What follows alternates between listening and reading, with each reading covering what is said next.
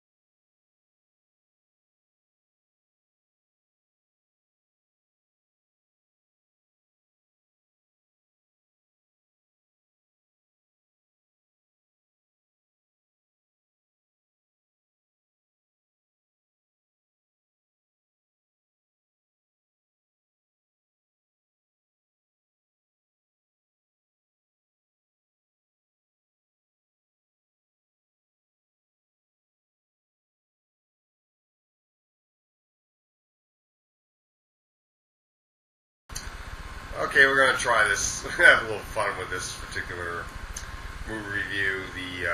To Rome with Love. The rainbow there and grass. Just a little bit of fun for my Life Frame program. Anyway, To Rome with Love. The new Woody Allen film has 4 storylines. And as you know, multiple storylines. You will have one storyline that you will like the most, and probably at least one storyline you'll hate. And this is my opinion pretty much on this one. We have 4 different storylines. We'll start with storyline number 1. Roberto Benigni is the actor in this particular storyline. This one I call Stumbling into Fame. Basically, he's just an ordinary man, and he becomes a celebrity for doing nothing. He's just walking around, and all of a sudden, reporters gravitate to him out of nowhere, and almost for no apparent reason. He just wants to get his privacy back. He doesn't know how to get rid of these reporters, how to get his quiet life back, and it's just driving him crazy. It's funny. It's not that funny. It's kind of it does turn into a bit of a nervous wreck, which is typical for a Woody Allen film to do, to turn his characters into nervous wrecks. But it is funny, and it was a pretty good story. About 7 out of 10 once you get through the whole darn thing. Number 2 storyline: The Honeymooners. Oh my God, this one was hilarious as hell. Okay, so this one stars Penelope Cruz as a hooker.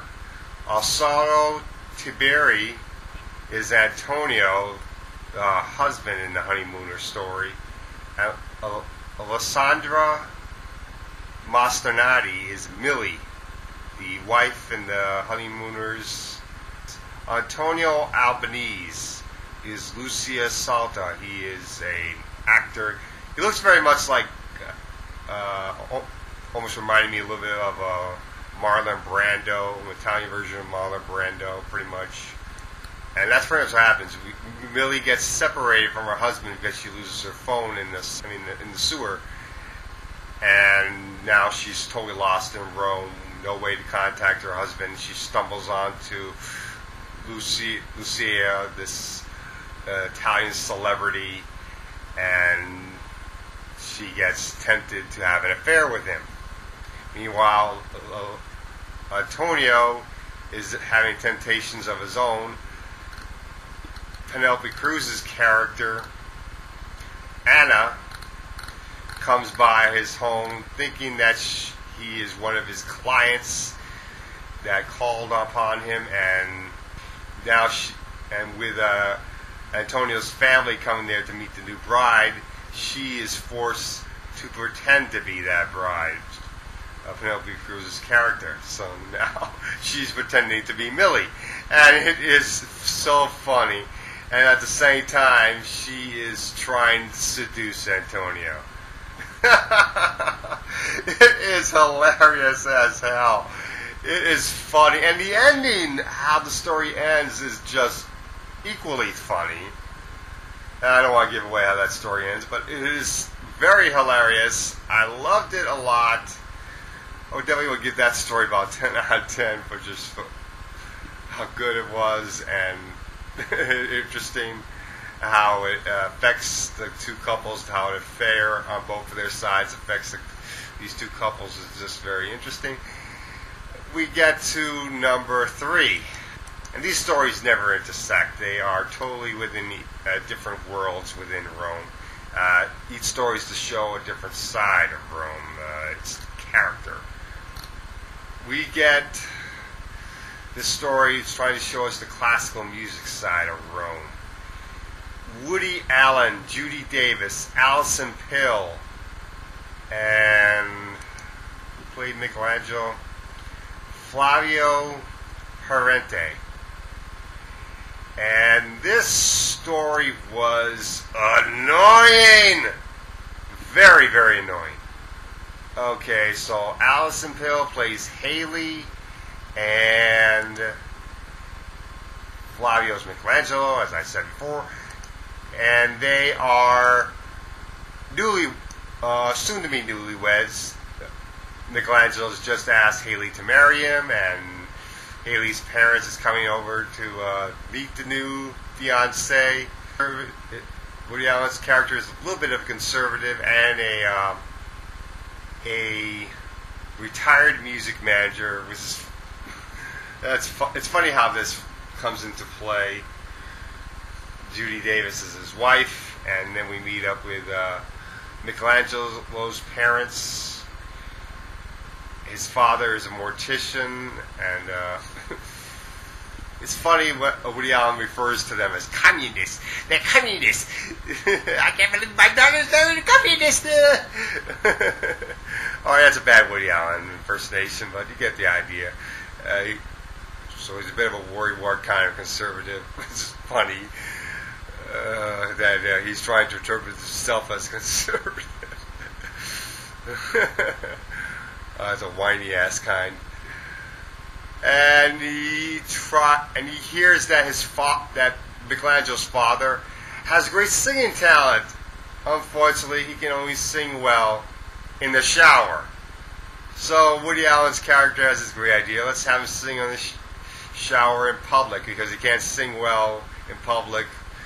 He gets all nervous and sounds terrible, but he sings in the shower. He sounds wonderful.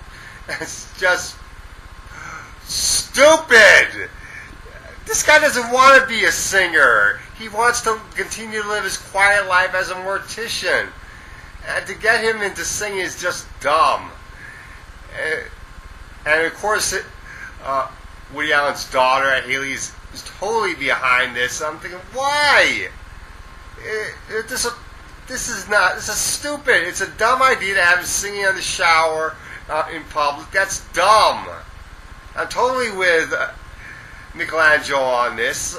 It is stupid, but they go along with it. They go ahead and put Michelangelo's father on stage singing in the shower. It's just dumb, dumb, dumb. It's kind of funny, but it's not that funny, because I'm just not with this idea. I don't feel it's right for Woody Allen's character to push him into a life of singing. So I give that story pretty much about 4 out of 10, and we finally get to my favorite storyline.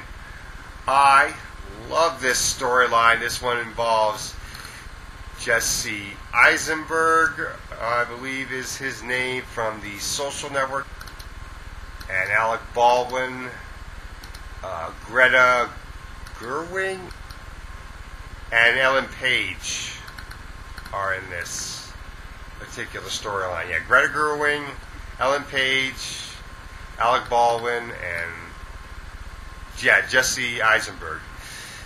What happens? Jesse Eisenberg is Jack. Sally is Greta.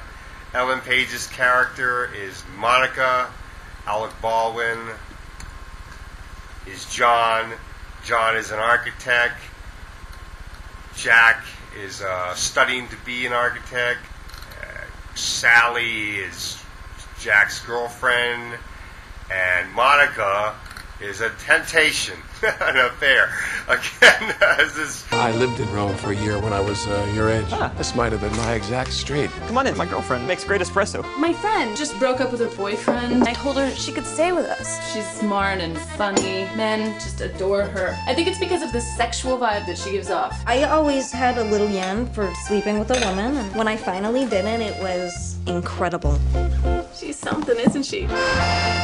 What's funny about this story is Alec Baldwin's character becomes Jesse's conscience through the whole thing. He's totally telling him to stay away from Monica because Monica's going to seduce him and he's going to break Jack and Sally apart. And it's funny as hell how Jack and Monica become... Jack is being tempted by Monica and the whole thing, and how Alec Baldwin's character is telling him to stay away from her. To some extent, it almost feels like Alec Baldwin's character is acting like Al Pacino in The Devil's Advocate kind of deal. A cross between that and Jiminy Cricket. Which, even that kind of idea is funny as hell. Oh, man. I mean, you almost wonder if... I mean, it's quite obvious that Monica knows he's there the whole time. But if he was to be an invisible character, that would almost be even almost be even funnier. But I guess to make him a visible character makes good humor as well. I don't want to do it here. If you're going to screw your best friend's boyfriend, does it really matter what the venue is? You will never understand women. That's been proven. Isn't it nice to be someplace for pleasure? No. It is very funny the way these three play off each other, and Sally's almost not in the story. They're mostly trying to develop the temptation relationship there of lust. It's funny, Jack thinks he's in love with Monica. No, you're not in love, you're in lust. And I don't want to give away how that one ends either, but it's just so funny. I definitely would give that story about 10 out of 10, which evens out this whole movie to about an 8. I mean, I love the Temptress story that Ellen Page and Alec Baldwin, Jesse Eisenberg, and Greta Gerwig do. I love the Honeymooner story. The sing in the shower story, that was terrible. I didn't like that one that much. I would chuckle a bit at that much. I was mostly wishing that story would just go away. I found it kind of funny, but it was just stupid. Roberto Benitez's story was pretty funny, and it was just okay. It was just pretty much okay. So definitely, if you're into a good comedy, and also Jesse Eisenberg's character did act very much like Woody Allen. I guess just the natural Jesse Eisenberg pretty much sounds like Woody Allen. That's obviously why he was casted. So yeah, I would definitely recommend to see To Rome with Love. Actually, I enjoyed To Rome with Love almost maybe a bit more than Savages, perhaps. To some extent, I like the humor in To Rome with Love almost a little bit more than the action in the Savages. Take that as however you will. That's pretty much my take on To Rome with Love.